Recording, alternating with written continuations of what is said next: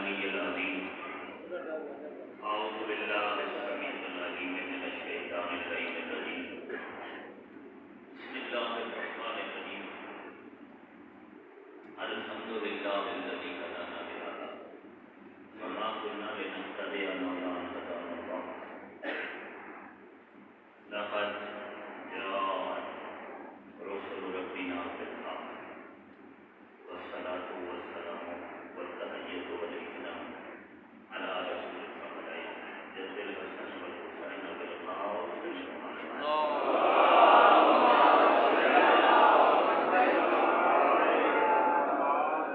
وعلى آلہ الأطیبین الطاہرین الأشرفین المطہرین ورحمۃ اللہ علی محمدین اجمعین ولعنۃ الدائمۃ علی اعدائہم وأعداء الله من يوم الدين ومن الآن إلى قيام يوم أما بعد فقد قال الله تبارك وتعالى في كتابه المحكم وقوله المعصوم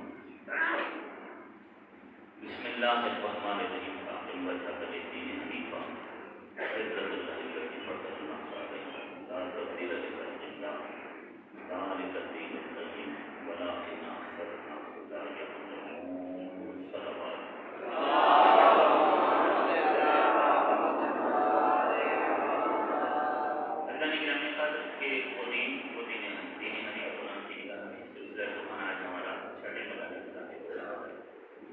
اس دین کو سمجھنے کے لیے یہ دین کا خلاصہ یہ ہے کہ یہ جو دین اسلام ہے اس دین کی جو تعلیمات ہیں اس کے تین قسم ہیں، یعنی پورا جو دین ہے اس کے تین حصے ہیں، سارے کا سارا دین حصہ ڈیوائڈ ہو جاتا ہے، تقسیم ہو جاتا ہے، تین حصے ہیں، تین انواع۔ پہلا حصہ ہے دین کا جو ہے اس کا نام عقائد ہے، دوسرا احکام و اعمال، تیسرا اخلاق۔ آپ صاحبان کی توجہ ہے، آواز پہنچ رہی ہے، آواز پہنچ رہی ہے آپ سب تک؟ اچھا، تو دین کی جو تعلیمات ہیں، یعنی یہ سارے کا سارا جو دین ہے بس ان دین سے باہر نہیں ہے، انہی دینوں کے اندر ہے دین۔ دین کا پہلا حصہ ہے عقائد۔ عقائد کی کا مجموعہ، عقیدہ بالکل ٹھیک ہو اور بالکل صحیح ہو تو اس کو ایمان کہا جاتا ہے، ٹھیک ہے نا؟ سارے عقیدے دوستوں، عقیدے میں کہیں پر بھی کمی نہ ہو تو انسان مومن کہلائے گا۔ کیا کہلائے گا؟ مومن کہلائے گا۔ بعض عقائد اگر اس کے اچھے بھی ہوں لیکن کچھ عقائد، خاص طور پر جن عقائد کا تعلق ایمان کے ساتھ ہے، وہ اگر اس کے درست نہیں ہیں وہ مومن نہیں کہلا سکتا۔ اسی طریقے سے دوسرا حصہ جو اسلام کا ہے وہ ہے احکام اور اعمال، اور تیسرا حصہ جو ہے وہ ہے اخلاق۔ اب اللہ نے حضرت انسان کو خلق کیا، میری ان باتوں پر ذرا خاص طور سے دیکھیے، خاص کے سامنے اللہ نے جو حضرت انسان کو خلق کیا ہے تو انسان کی مرکب ہے تین چیزوں کا۔ کتنی چیزوں کا؟ ایک روح ہے، ایک جسم ہے، ایک نفس ہے۔ کتنی چیزیں؟ روح، جسم، نفس۔ ان تین چیزوں کو جوائنٹ دے کر انسان کو تشکیل دی، ٹھیک ہے؟ روح کو، جسم کو، نفس کو۔ پھر دین کیونکہ بنایا انسان کے لیے ہے، دین انسان کے لیے آیا ہے، تو جن تین چیزوں سے اللہ نے انسان کو بنایا تھا انہی تین چیزوں کو خالق نے اپنی نگاہ کے سامنے رکھ کر ان تینوں ضرورتوں کے مطابق دین کو بنایا ہے۔ عقائد ہے روح کے لیے، احکام و اعمال ہے اعضائے جسمانی کے لیے، اور اخلاق ہے نفس کے لیے۔ کم لوگوں کی ضرورت ہے، گرمی تو زیادہ نہیں لگ رہی، ٹھیک ہے؟ اچھا، تو دیکھیں یہ جو جن باتوں کا تعلق سمجھنے کے ساتھ ہوتا ہے نا ان پہ آپ زیادہ بولا کریں، فضائل کے خیر آپ بولتے ہیں ماشاء اللہ سے، لیکن جن باتوں کا تعلق اس بات سے ہوتا ہے کہ جہاں ضرورت ہوتی ہے بولنے والے کو اس بات کی کہ میرے سننے والے نے میری بات سمجھی ہے یا نہیں سمجھی، وہاں رسپانس کریں تاکہ بولنے والے کو اندازہ ہو کہ بات آپ سمجھ رہے ہیں، بات آپ تک تاکہ بات کرنا آسان ہو جائے۔ ہمارے یہاں ایک ماحول ہے، فضائل میں بولنا تو خیر بہت بڑی عبادت کی بات ہے اور بولنا چاہیے، اور عالم محمد کے فضائل کو سن کر خوش ہونا ایمان کیا ہے، اور اہل بیت کے فضائل کو سن کر خوش ہونا اور عقیدت محبت کا اظہار کرنا یہ لازم ہے، عقیدے کا حصہ ہے، ایمان کا حصہ ہے، یہ شجرے کی شرافت ہے۔ مگر اس کے ساتھ ساتھ جب علمی مطالب بیان ہو تو اس پر بھی بولا کریں، ٹھیک ہے؟ اس کا مطلب یہ نہیں ہے کہ اگر پڑھنے والا جو ہے وہ آپ کی مرضی کے سے ہٹ کر تھوڑا سا اگر اس میں کوئی علمی میٹر شروع کر دیا یا علمی مطالب شروع ہو گئے تو آپ چپ ہو جائیں. پھر کھیلنے والے آپ کے ساتھ کھیلتے رہیں گے, آپ کو کوئی علم نہیں دے گا, ٹھیک ہے نا. پھر وہ آپ اپنی قسمت خود ہی خراب کر رہے ہیں. تو لوگوں کے جب لوگ علم بیان کریں, علمی مطالب بیان کریں, تو وہاں آپ زیادہ ہو جاتا ہے. ایک بات تو یہ کہ ثبوت دیا کریں کہ ہم علم فہم لوگ ہیں اور ہم علم دوست لوگ ہیں. دوسرا یہ کہ پڑھنے والے کو شوق دلایا کریں کہ وہ آپ کے سامنے علمی مطالب بیان کریں. ٹھیک ہے, جب آپ اس کو جب آپ علمی مطالب پر بولیں گے, جب آپ علمی مطالب کے ساتھ دیں گے تو پھر وہ علمی مطالب بیان کرے گا نا. جب آپ علمی مطالب کے ساتھ نہیں دیں گے, آپ کا کہیں گے فضائل ہی نہیں ہو رہے, پھر وہ کہے گا مجھے کیا ضرورت ہے علمی مطالب بیان کرنے کی, آپ پیسے بھی ادھر ہی دیتے ہو, نعرے بھی ادھر ہی مارتے ہو. ٹھیک ہے نا, تو وہ تو پھر آپ کے سامنے علم بیان نہیں کرے گا. وہ ایسی چیز بیان نہیں کرے گا کہ جس سے آپ کے افکار بلند ہو, جس سے آپ کا کردار بلند ہو, جس سے آپ کو دانائیں کی سعادت حاصل ہو. لہٰذا پڑھنے والوں کو علمی مطالب جب وہ بیان کریں, جب وہ عرفانی مطالب بیان کریں. دیکھتے نہیں آپ کے کراچی, اسلام آباد, لاہور کیا ماحول ہے, جہاں پڑھے لکھے مجمع ہوتے ہیں وہاں اگر علمی مطالب بیان کیے جائیں کس طرح لوگ ڈال دیتے ہیں ہمارے پاس. تو ثبوت دینا ہے کہ ہم علم سے ہم لوگ ہیں, علم دوست لوگ ہیں. یہ عظیم قوم ہے. آپ کے پاس 2.5 مہینے کی کلاسیں, 2.5 مہینے کسی قوم کے پاس اتنی بڑی کلاسیں نہیں ہے.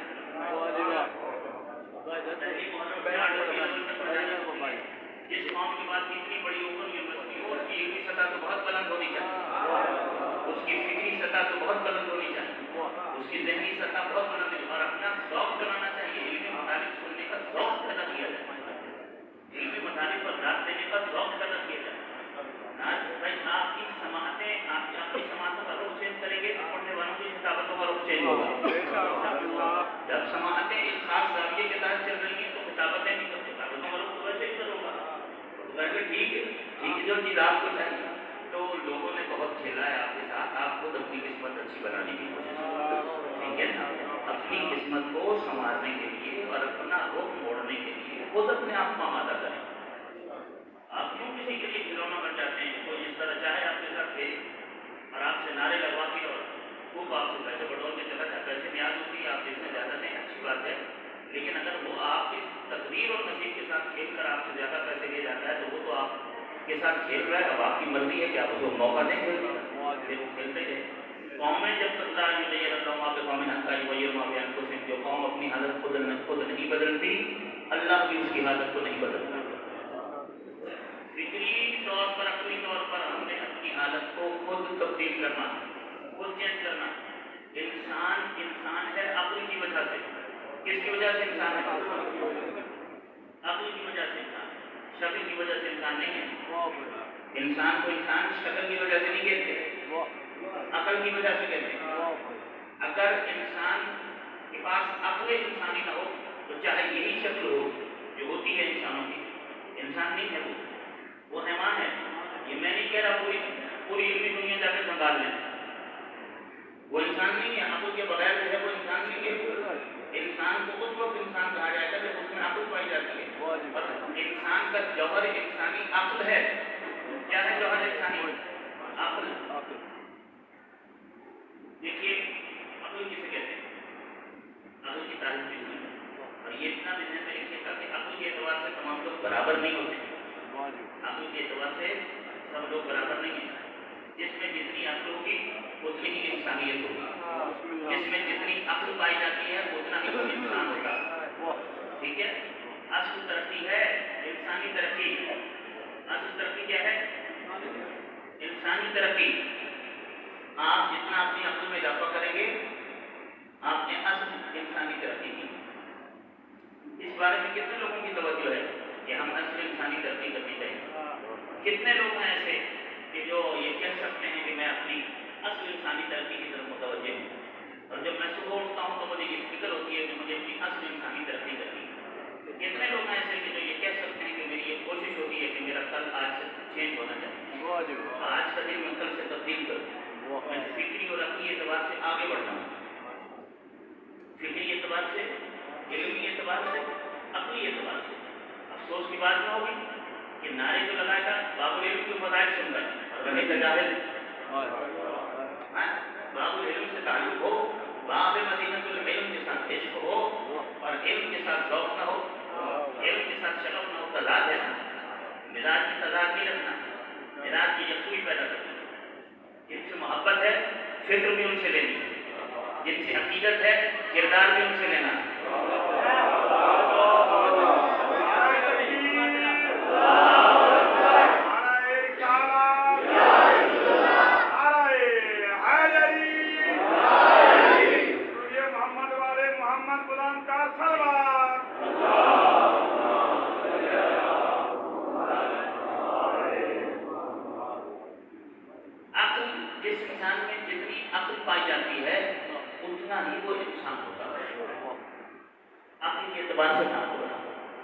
मैं नीचे से अगर शुरू करूँ तो यूँ लेकर जाएंगे हम नीचे से मफकूदुल अक़ल, अज़अफ़ुल अक़ल, ज़ईफ़ुल अक़ल, मुतवस्सितुल अक़ल, क़वीयुल अक़ल, सलीमुल अक़ल और फिर आखिर में कामिलुल अक़ल। ठीक है, ऊपर से नीचे आएंगे कामिलुल अक़ल, सलीमुल अक़ल, क़वीयुल अक़ल, मुतवस्सितुल अक़ल, ज़ईफ़ुल अक़ल, अज़अफ़ुल अक़ल, मफकूदुल अक़ल। ठीक है, मफकूदुल अक़ल जिसके पास सिरे से अक़ल नहीं है, अज़अफ़ुल अक़ल जिसके पास बहुत ही मामूली सी अक़ल है, ज़ईफ़ुल अक़ल जो कम तरीन नहीं कम अक़ल रखता है, अज़अफ़ुल अक़ल कम तरीन अक़ल, ज़ईफ़ुल अक़ल कम अक़ल, मुतवस्सितुल अक़ल अक़ली एतबार से दरमियाने दर्जे पर, क़वीयुल अक़ल जिसकी अक़ल बेहतर है, सेहतमंद है, काफ़ी अच्छी है, सलीमुल अक़ल जिसकी अक़ल 100% सेहतमंद और सही और सालिम हो, उसको क्या कहा जाएगा? सलीमुल अक़ल। और कामिलुल अक़ल सिर्फ मासूम मस्तियाँ होती हैं। उसके बाद कामिलुल अक़ल का मरहला आता है और कामिलुल अक़ल होते हैं रसूल और इमाम, मासूम, खुदा की हुज्जतें। अभी आजकल तो हर कोई अपने आप को कामिलुल अक़ल समझता है, ठीक है ना। कामिलुल अक़ल 14 मासूमीन है। हमारी असल तरक्की यह है कि हम अगर मफकूदुल अक़ल को तो छोड़िए, अगर अज़अफ़ुल अक़ल है तो ज़ईफ़ुल अक़ल तक पहुँचे, फिर ज़ईफ़ुल अक़ल से मुतवस्सितुल अक़ल तक, मुतवस्सितुल अक़ल से क़वीयुल अक़ल तक और फिर सलीमुल अक़ल तक जाएं। यानी अपनी अक़ल में इजाफा करते चले जाएं, अपनी अक़ल को बढ़ाते चले जाएं। अगर हमने अपनी अक़ल में इजाफा कर लिया और हमने अक़ली तरक्की कर ली तो ये असल में इंसानी तरक्की है। जिस इंसान की जितनी अक़ल बढ़ती है उतनी ही उसने असल में इंसानी तरक्की की। जैसे जैसे अक़ल बढ़ती चली जाएगी हमारे सरमाया की इंसानियत में इजाफा होता चला जाएगा, हमारी अक़ल में इजाफा होता चला जाएगा, हमारी अक़दार अच्छी होती चली जाएंगी, हमारे अखलाक अच्छे होते चले जाएंगे, हमारे अफ़कार अच्छे होते चले जाएंगे, हमारे किरदार अच्छे होते चले जाएंगे। इसलिए कि हमारे अफ़कार, हमारे किरदार, हमारे अमाल पर हुक्मरानी हमारी अक़ल की होती है। अक़ल जितनी सेहतमंद होगी किरदार उतना ही अच्छा होगा।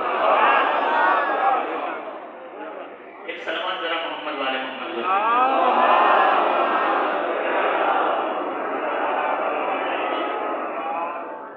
तो हमें अब हम क्या तरक्की समझते हैं कि तरक्की क्या करनी चाहिए? हमारे यहाँ तरक्की यह है कि जनाब हमने रकबे बढ़ाने, हमने मुरब्बे बढ़ाने में मना नहीं करना। मैं ये नहीं कह रहा कि ये कोई बुरी बात है, बुरी बात नहीं है। आराम तरीके से माली माशी तरक्की करना, इसको कहते हैं मादी तरक्की। ठीक है, ये मादी तरक्की, ये अक़ली या इंसानी तरक्की नहीं है, ये मादी तरक्की। मादी तरक्की की फिक्र किसी न किसी एतबार से हर हैवान करता है। ठीक है, ये हमारा मादियात के लिए फिक्र करना, सोच करना, अमल करना, ये हमारी हैवानी जिंदगी का एक हैवानी पहलू है और वो हर हैवान करता है। ठीक है ना। अलबत्ता असल इंसानी तरक्की वो कलामी तरक्की है, अक़ल में इजाफा करना, ये है असल इंसानी तरक्की। हम कहते हैं हमने अपने बैंक बैलेंस को बढ़ाना है, अपने माल को बढ़ाना है, अपने पैसे को बढ़ाना है, अपने जायदाद को बढ़ाना है, अपने रक़्बों को बढ़ाना है। ठीक है ना, ये चीज़ें हम बढ़ाने की कोशिश करते हैं ना।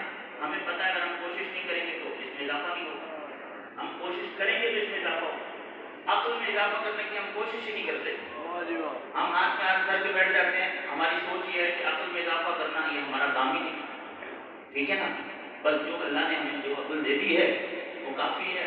अक़ल में इजाफा करना हमारा काम ही नहीं है, ना हम अपनी अक़ल में इजाफा कर सकते हैं। हम पहले दिन से ये फिक्र बना के बैठे हैं, हम अपनी अक़ल में इजाफा ही नहीं कर सकते, तो अक़ल को बढ़ाने की कोशिश भी नहीं करते। हाँ, ये हमें पता है कि हम माल बढ़ा सकते हैं अपनी कोशिश के जरिए, اپنے کوشش کے ذریعے سے پیسہ بڑھا سکتے ہیں، جائیداد بڑھا سکتے ہیں، لیکن اسی کو بڑھانے کی کوشش بھی کرتے ہیں۔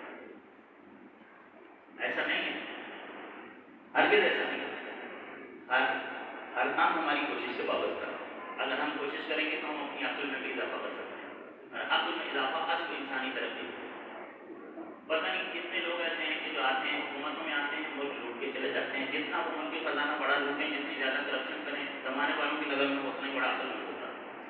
کیا جو حلال حرام جائز ناجائز جس طریقے سے بھی مالی دنیا کو زیادہ جمع کرنے میں کامیاب ہو جائے، لوگ سمجھتے ہیں یہ بڑا عقل ہے۔ کیا وہ عقل مند ہوتا ہے؟ پوچھتے ہیں امام سے بھی عقل کی تعریف کیا ہے؟ چھٹے امام جعفر صادق علیہ السلام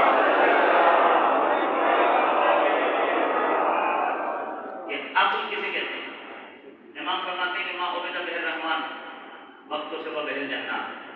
عقل انسان کے اندر پائی جانے والی وہ شے کہ جس کے ذریعے سے بندہ اللہ کی بندگی کرے، خدا کی عبادت کرے، رحمان کی اطاعت کرے اور جنت میں پہنچنے میں کامیاب ہو جائے۔ یاد رکھیے، عقل اللہ نے اس لیے دی ہے تاکہ انسان دنیا اور آخرت کے سارے فائدوں کو حاصل کرے اور دنیا اور آخرت کے ہر قسم کے نقصانات سے اپنے آپ کو بچائے۔ عقل کس لیے ہے؟ عقل اس لیے ہے کہ انسان دنیا کے فائدے بھی حاصل کر سکے، آخرت کے فائدے بھی حاصل کر سکے۔ عقل اس لیے ہے تاکہ انسان اس عقل کے ذریعے سے دنیا کے نقصانات سے بھی اپنے آپ کو بچا سکے، آخرت کے نقصانات سے بھی اپنے آپ کو بچا سکے۔ ٹھیک ہے نا؟ اس مقصد کے لیے اللہ نے ہمیں عقل دی ہے۔ تو عاقل وہ ہوگا کہ جو اپنے آپ کو نقصانات سے بچائے۔ سب سے بڑا نقصان دوزخ میں جانا ہے۔ سب سے بڑا نقصان کیا ہے؟ سب سے بڑا نقصان کیا ہے؟ دوزخ میں جانا۔ سب سے بڑا احمق اور بے وقوف انسان وہ ہوتا ہے جو ایک چند روزہ مختصر زندگی ایسے گزارے کہ آخرت میں اسے بہت لمبا عرصہ دوزخ میں رہنا پڑے۔ وہ سب سے بڑا بے وقوف ہے، وہ سب سے بڑا احمق ہے۔ اس میں اگر ذرا سی بھی عقل ہوتی تو اس کا فیصلہ ایسا نہ ہوتا، یہ دنیا کی تنگی اور تکلیف کو برداشت کر لیتا، لیکن آخرت کے طویل اور لمبے سفر میں اپنے لیے مشکلات کو گوارا نہ کرتا۔ یہ عقل کی کمزوری کی وجہ سے۔ اور یاد رکھیے گا کہ عقائد، احکام، اعمال اور اخلاق عقل کے پیچھے ہیں، عقل کی رعیت ہیں۔ عقل صحت مند ہوگی تو عقیدہ بھی صحیح ہوگا، عقل صحت مند ہوگی تو احکام و اعمال بھی صحت مند ہوں گے، عقل صحیح ہوگی تو اخلاق بھی اچھا ہوگا، عقل کمزور ہوگی تو عقیدہ بھی کمزور ہوگا، عقل کمزور ہوگی تو اعمال خراب ہوں گے، عقل کمزور ہوگی تو اخلاق خراب ہوں گے۔ ذہن میں رکھیے کہ اس وقت دنیا کے اندر جتنے فتنے ہیں، جتنے فسادات ہیں، جتنی لڑائیاں ہیں، جس قدر مارو ماری ہے، دہشت گردی ہے، کشت و خون ہے، قتل و غارت گری ہے، جتنے بھی فسادات ہیں، جتنی بے چینیاں ہیں، جتنی بے اطمینانیاں ہیں، جس قدر بھی کرب ہے، جتنا بھی اضطراب ہے، اس کے پیچھے عقلی کمزوری ہے۔ کیونکہ معاشرے کے افراد عقلی اعتبار سے کمزور ہیں۔ صحت مند عقل رکھنے والے افراد کی تعداد بہت کم ہے، لہذا یہ مسائل ہیں، یہ مشکلات۔ اگر سارا انسانی سماج، پورا عالمی انسانی معاشرہ، اس کی عقل صحت مند ہو جائے، یہ سارے فتنے ختم ہو جائیں، سارے جھگڑے ختم ہو جائیں۔ اگر انسان کی عقل صحت مند ہو جائے، کوئی غریب نہیں رہے گا، کوئی بیمار نہیں رہے گا، کوئی پریشان نہیں رہے گا۔ عقل کی خرابی کی وجہ سے جسمانی بیماریاں بھی لاحق ہوتی ہیں، نفسیاتی بیماریاں بھی لاحق ہوتی ہیں، ذہنی بیماریاں بھی لاحق ہوتی ہیں۔ ان ہماری ساری بیماریوں کے پیچھے عقل کی کمزوری ہوتی ہے، ہماری باقی تمام پریشانیوں کے پیچھے بھی عقل کی کمزوری ہوتی ہے۔ سب سے بڑھ کر ہماری کردار کی خامیوں کے پیچھے عقل کی کمزوری ہوتی ہے، ایمان کی کمی کے پیچھے عقل کی کمزوری ہوتی ہے۔ ایک جملہ ہے جو مبلغ اعظم مولانا محمد اسماعیل صاحب سے منسوب ہے کہ وہ کہا کرتے تھے، اس وقت تو وہ جب سارا زمانہ تھا شاید، کہ وہ جب مجلس میں کہہ دیتے تھے یہ بات تو لوگ ہنستے تھے کہ شاید مولانا صاحب نے کوئی لطیفہ سنا ہے، لیکن وہ بات بڑی علمی بنیادوں پر بات ہے، وہ بات دوست بات ہے اور وہ علمی بات ہے۔ قبلہ اس وقت فرمایا کرتے تھے، کیونکہ قبلہ مناظر آدمی تھے، وہ فرمایا کرتے تھے کہ اگر عقل ہوگی تو شیعہ ہوگا۔ اچھا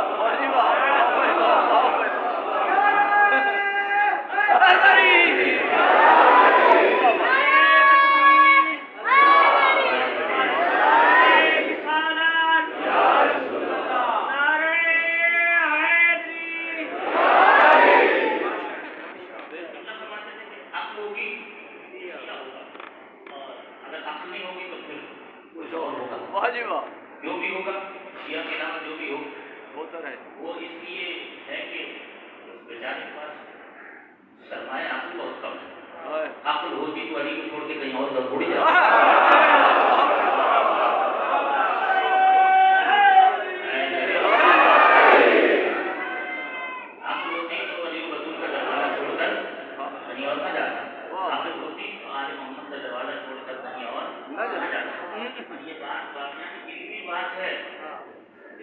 جہاد کے لیے اسلحے چاہیے، اس پر پڑے جا سکتے ہیں، جملہ ہے، لیکن میں اس کی تشریح و توضیح میں بہت بول سکتا ہوں.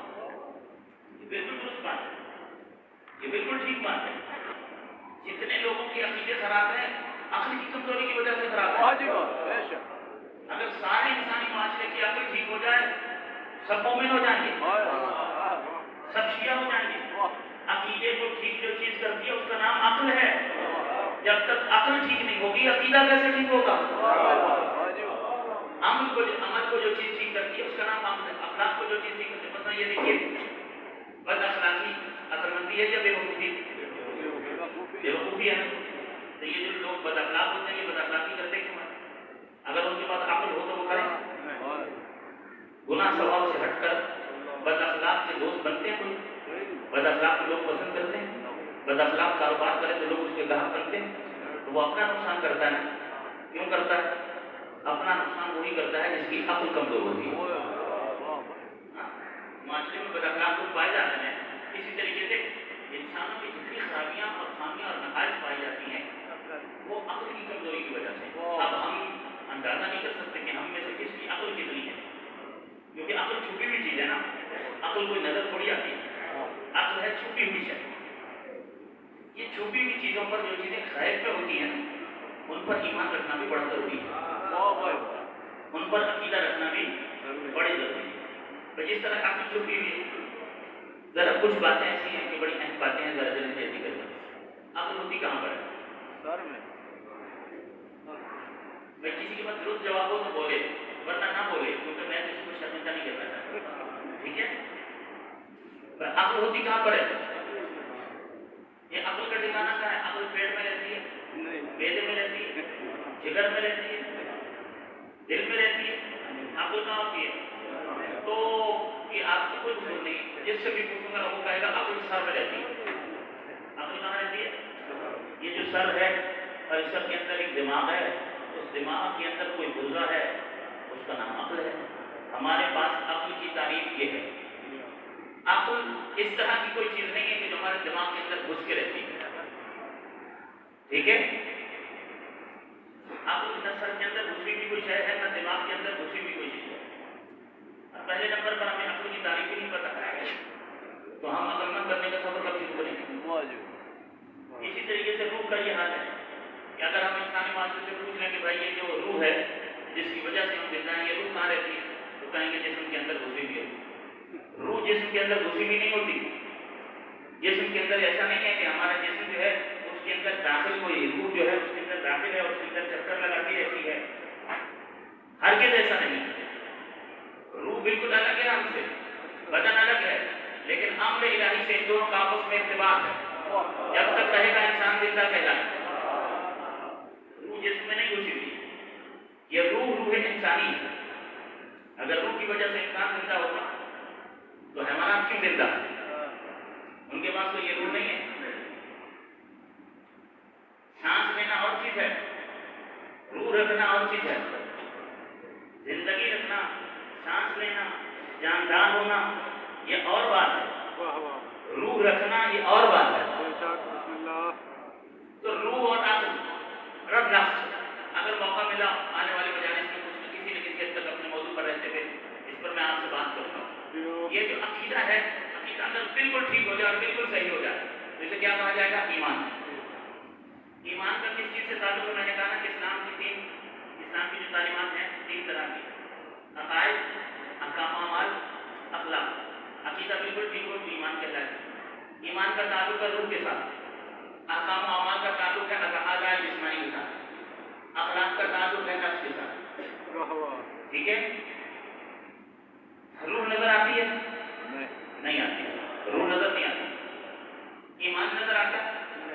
ایمان بھی نظر نہیں آتا. روح نظر آنے والی چیز نہیں ہے، ایمان بھی نظر آنے والی چیز نہیں ہے. جسم نظر آتا ہے، بالکل نظر آتا ہے، اعمال بھی نظر آتا ہے. ٹھیک ہے؟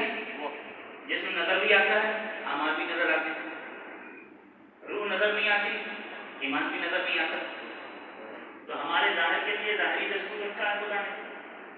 جو ہمارا وہ پہلو کہ جو غیب ہے، غیب روح جو ہمیں نظر نہیں آتی ہے، اس کے لیے ایمان ہے. اللہ نے ایک غیب کے لیے ایک غیب رکھا.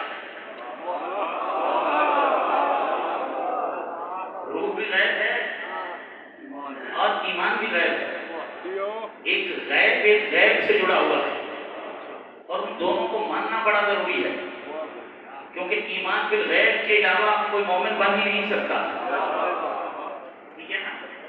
تو میں نے کہا کہ بھائی روح غیب ہے، نظر نہیں آتی، مانو گے؟ کہا بالکل مانیں گے۔ آپ غیب ہے، نظر نہیں آتی، مانو گے؟ کہاں مانیں گے؟ ایمان غیب ہے، نظر نہیں آتا، مانو گے؟ کہاں مانیں گے؟ خوشبو نظر نہیں آتی، غیب ہے، مانو گے؟ کہاں مانیں گے؟ سارے غیب کو مانتے ہیں، صرف وہ 12واں غیب ہے، اسے مانتے ہوئے موت آتی ہے۔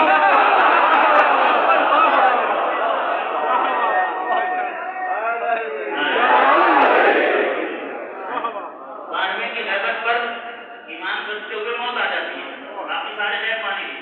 12واں تمہیں کیا نظر آئے گا؟ تم تو اپنے آپ کو نہیں دیکھ سکتے ہو۔ توجہ فرماتے ہیں بھائی، ہم ہیں کیا؟ میرا اپنا آپ کیا ہے؟ میری وہ روح ہے جو مجھے نظر نہیں آتی، وہ میرا اپنا آپ ہے، وہ میری حقیقت ہے۔ میرا جسم میری حقیقت تھوڑی ہے۔ کسی بھی انسان کا جو جسم ہے وہ اس کی اپنی حقیقت نہیں ہے، انسان کی اپنی حقیقت تو ہوتی ہے، ٹھیک ہے؟ جسم ہمارا غیب ہے، ہماری اپنی حقیقت ہماری روح ہے، تو اپنا آپ ہی نظر نہیں آتا، ٹھیک ہے؟ تو حجت خدا کہاں سے نظر آئے گی؟ ہم اپنے آپ کو نہیں دیکھ سکتے، آئینے کے سامنے بھی چلے جائیں تو اپنی حقیقت کو نہیں دیکھ سکتے، اس لیے کہ ہماری روح کو شیشہ بھی نہیں دکھاتا ہے، آئینہ دکھاتا ہے، آئینہ اور شیشہ جو ہے وہ بھی ہماری روح کو نہیں دکھاتا نا۔ تو آئینے کے سامنے جا کر بھی اپنی حقیقت نہیں دیکھ سکتے، جو اپنے آپ کو نہیں دیکھ سکتے وہ کہتے ہیں کہ اس 12ویں کو کیسے مانیں کہ وہ نظر ہی نہیں آتا۔ عجیب بات ہے، وہ اس بات پر کبھی اعتراض نہیں کرتے کہ شیطان کو کیسے مانیں، وہ تو نظر ہی نہیں آتا۔ شیطان نظر نہیں آئے مگر اس پر عقیدہ پکا ہے، اگر 12واں نظر نہیں آ رہا تو اس پر عقیدہ کچا ہے۔ اتنا یاد رکھو کہ قیامت کے دن اس کے ساتھ اٹھائے جاؤ گے جس پر تمہارا عقیدہ پکا ہوگا۔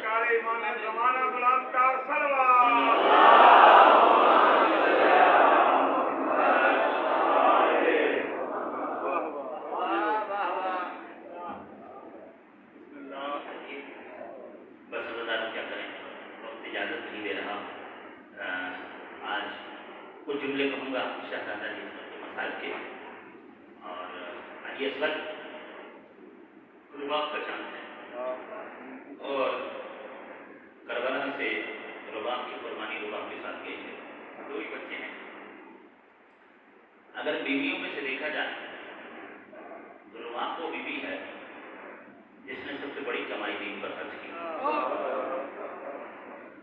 آپ حسین جیسا کربلا میں شہید ہو گئے، بچے صرف 2 ہیں، ایک سکینہ کے زندان میں سو گئی ہے، ایک 6 مہینے کا علی اصغر ہے، اس کی ننھی سی قبر کربلا میں لگ گئی۔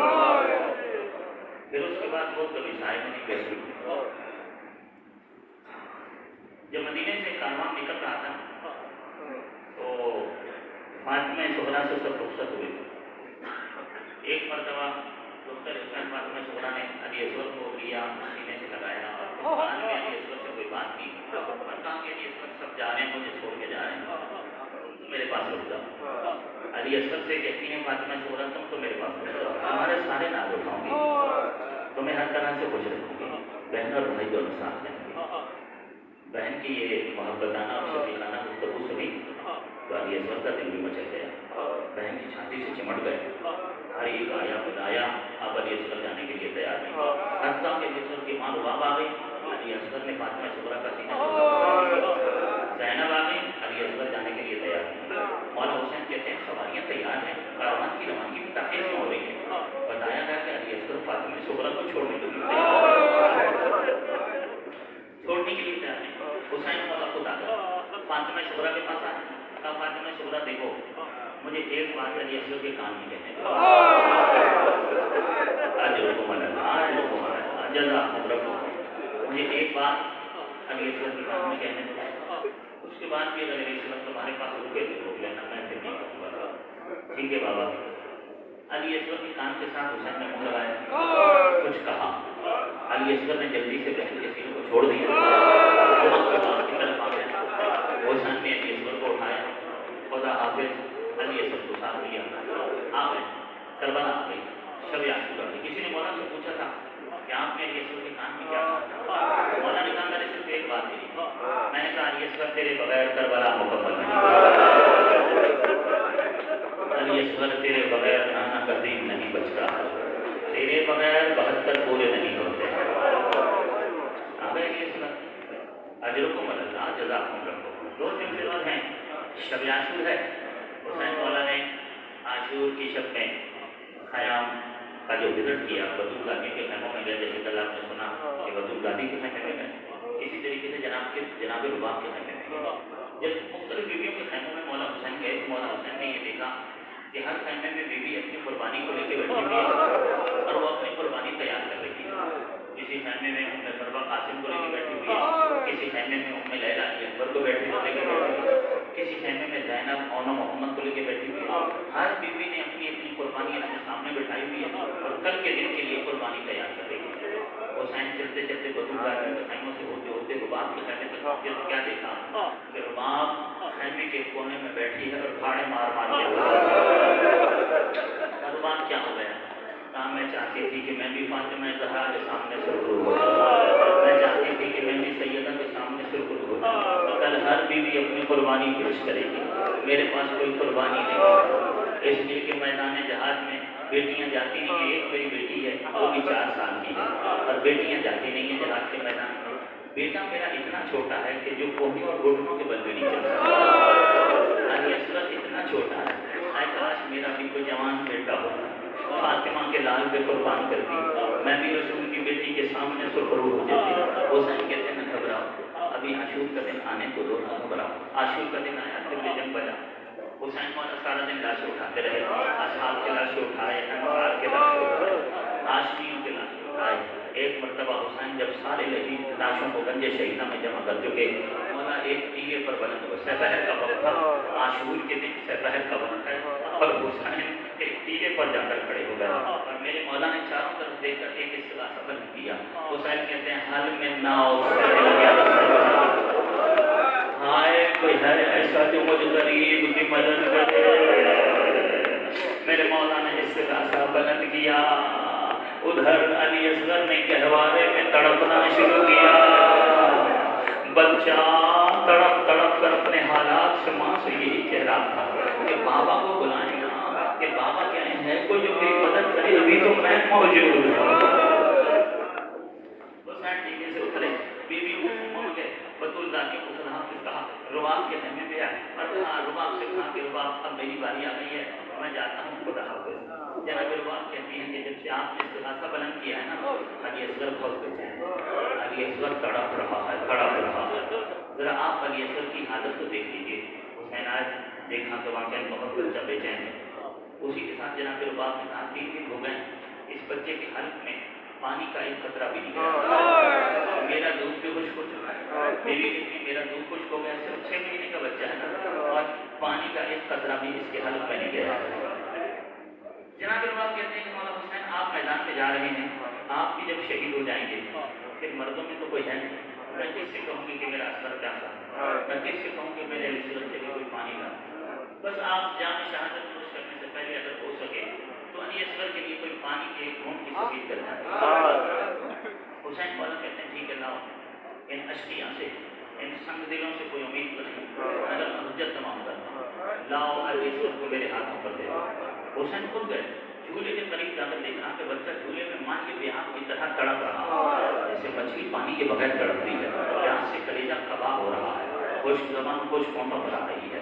حسین مولا نے 6 مہینے کے علی اصغر کو اٹھایا، سینے سے لگایا، ابا کا دامن بچے پہ ڈال دیا، خیمے سے نکلے، حجت تمام کرنے کے لیے کہ علی اصغر کے لیے ان اشکیاء سے سنگ دلوں سے پانی کا ایک گھونٹ مانگتا ہوں، اس ارادے کے ساتھ خیمے سے نکلے، بچہ سینے کے ساتھ لگا ہوا ہے، بچے پر ابا ڈالی ہوئی ہے۔ حسین جب خیمے سے نکلے ہیں، اشکیاء نے سمجھا کہ شاید صبح سے اب تک اتنے لاشیں اٹھائے ہیں، شاید فاطمہ کا لاشیں اٹھا کے تھک گیا ہے اور اب قرآن سینے سے لگا کر صبح کے دن آتا، وہ یہ سمجھے کہ شاید قرآن ہے جو سینے بات صحیح ہے کہ حسین کے سینے کے ساتھ قرآن ہی تھا، قرآن ثابت نہیں تھا، قرآن ناطق کا ایک کم سخن پارا تھا۔ علی اصغر بھی تو قرآن ناطق کا ایک کم سخن پارا تھا۔ ہاں البتہ حسین علی اصغر کو صلح کی درخواست کے لیے نہیں لے کر جا رہے تھے، حسین علی اصغر کو لے کر جا رہے تھے حجت تمام کرنے کے لیے۔ بچے کو لے کر گئے، اشقیہ کے سامنے جا کر کھڑے ہو گئے، میرے مولا کے سامنے کھڑے ہو، اور میرے مولا نے ابا ہٹا دی، بچہ ان کو دکھایا اور کہا کہ دیکھو تمہاری نگاہ میں اگر قصوروار ہو سکتا ہوں تو میں ہو سکتا ہوں، میرے اس بچے کا تو کوئی قصور نہیں، یہ صرف 6 مہینے کا ہے، 3 دن کا پیاسا ہے، اس کی ماں کا دودھ خشک ہو چکا ہے، کچھ نہیں، صرف اس کے لیے ایک گھونٹ پانی چاہیے۔ جس نے دشمن کی سپاہ کے گھوڑوں کو پانی پلایا، جس نے دشمن کے سپاہیوں کے گھوڑوں کے سموں پہ پانی ڈلوایا، آج وہ ان کے سامنے کھڑا ہے اور اپنے علی اصغر کے لیے صرف ایک گھونٹ پانی مانگ رہا ہے کہ میرا بچہ صرف 6 مہینے کا ہے، اس کی ماں کا دودھ خشک ہو چکا ہے، ایک گھونٹ پانی۔ کہتے رہے حسین کسی کو ترس نہ آئے۔ حسین مولا کہتے ہیں شاید تم یہ سمجھ رہے ہو کہ پانی آئے گا تو بچے کے بہانے سے مدد بھی ہوگا۔ حسین کہتے ہیں اچھا ٹھیک ہے، تم ایسا کرو کہ پانی لے آؤ، میں علی اصغر کو یہاں کربلا کی زمین پر لٹا کر خود پیچھے ہٹ جاؤں، تم بچے کے حلق میں پانی ڈال کے چلے جاؤ۔ حجت تمام کرنے کے لیے حسین مولا نے یہ بھی کیا۔ کربلا کی ریت بہت گرم تھی، حسین نے باغ زہرا کی اس ننھی سی گلی کو حجت تمام کرنے کے لیے کربلا کی اس تپتی ہوئی ریت پر رکھ دیا۔ آ جاؤ اس کے حلق میں ایک گھونٹ پانی ڈال کے چلے جاؤ۔ حسین پیچھے چلے گئے، بچہ ایڑیاں رگڑتا تھا، کسی کو ترس نہ آیا، کوئی نہیں آیا۔ حسین پھر حسین نے علی اصغر کو اٹھایا، علی اصغر کو اٹھانے کے بعد اب بچے کو اپنے ہاتھوں پہ بلند کر دیا، اشقیاء کے سامنے یوں دکھایا اور کہا کہ دیکھو یہ میرا بچہ ہے، یہ صرف 6 مہینے کا ہے، اس کے لیے صرف ایک گھونٹ پانی چاہیے۔ جو رونے کے لیے بیٹھے ہو، جو پرسہ دینے کے لیے بیٹھے ہو، سر پیٹ کے پرسہ دے سکتے ہو، سینہ پیٹ کے پرسہ دے سکتے ہو۔ یہ اتنے بڑے قیامت کے مسائل ہیں کہ فوج جلیل کے گھوڑے بھی علی اصغر کی اس کیفیت پر روئے تھے، ان کی آنکھوں میں بھی آنسو آ گئے تھے۔ اللہ جب میرے مولا حسین نے علی اصغر کو بلند کیا اور کہا کہ دیکھو یہ صرف 6 مہینے کا ہے، اس کے لیے مجھے صرف ایک گھونٹ پانی چاہیے، اس کے لیے مجھے ایک گھونٹ پانی چاہیے۔ فیصل اسعد جو فوج جدید کا کمانڈر تھا وہ جلدی سے ہرملا کے پاس آیا، اس کے بعد سب سے بڑا تیر انداز ہرملا تھا، اس سے کہتا جلدی کر کمان کے اندر تیر جوڑ، اقطع کلام الحسین، حسین کے کلام کو کاٹ دے، کہیں ایسا نہ ہو کہ میری فوج میں بغاوت ہو جائے۔ اجرکم اللہ جزاکم ربکم، یہی حق ہے پرسہ دینے کا۔ اللہ رو سکتے ہو، آج تم نے پرسہ دینا ہے رباب کو۔ علی اصغر کی ماں کو یہ شکایت نہ رہے کہ میرے بچے پر تم نے غم گریا کیا۔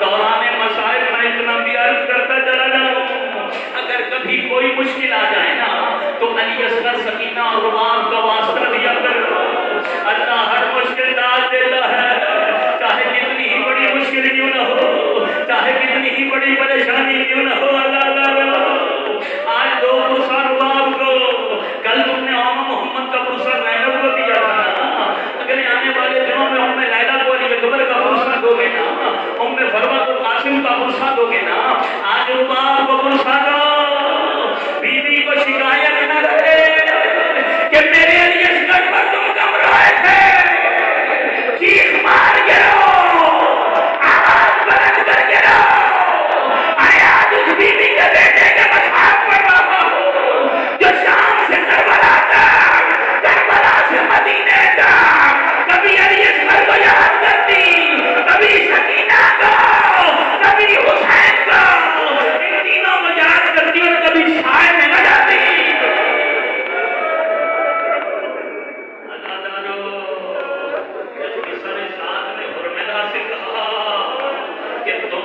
ترکش سے تیر نکالا، ہرملا نے صندوق کھولا، اس نے اپنی ترکش میں سے تیر نکالنا شروع کیے۔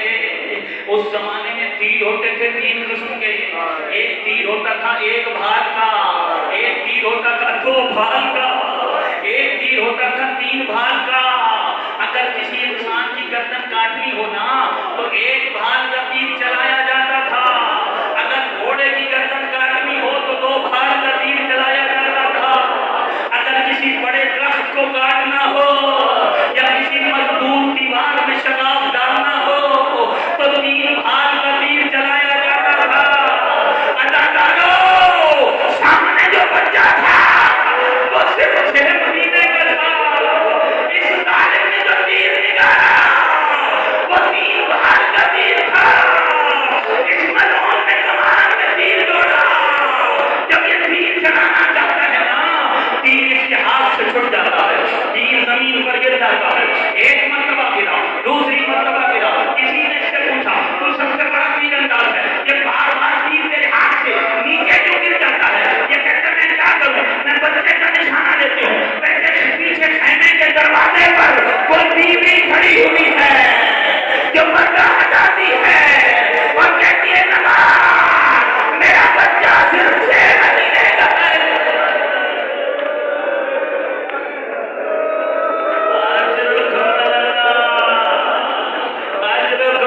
یہی حق ہے آخری جملے کا جو رونے کے لیے بیٹھے ہو، کہتے میں کیا کروں، کسی ماں کی نظروں کے سامنے اتنے معصوم بچے کو کیسے مار دوں، میرا حوصلہ نہیں بڑھتا۔ سنان اس کے قریب آیا، کہتے کیا تم عجیب باتیں کر رہے ہو، ایسا کرو کمان کے تیر کو جوڑ لو اور علی اصغر کے گلے کا نشانہ لے لو، اس کے بعد میں تمہاری آنکھوں کے اوپر ہاتھ رکھ دوں گا، تمہیں بیوی نظر ہی نہیں آئے گی، تم تیر چلا دینا۔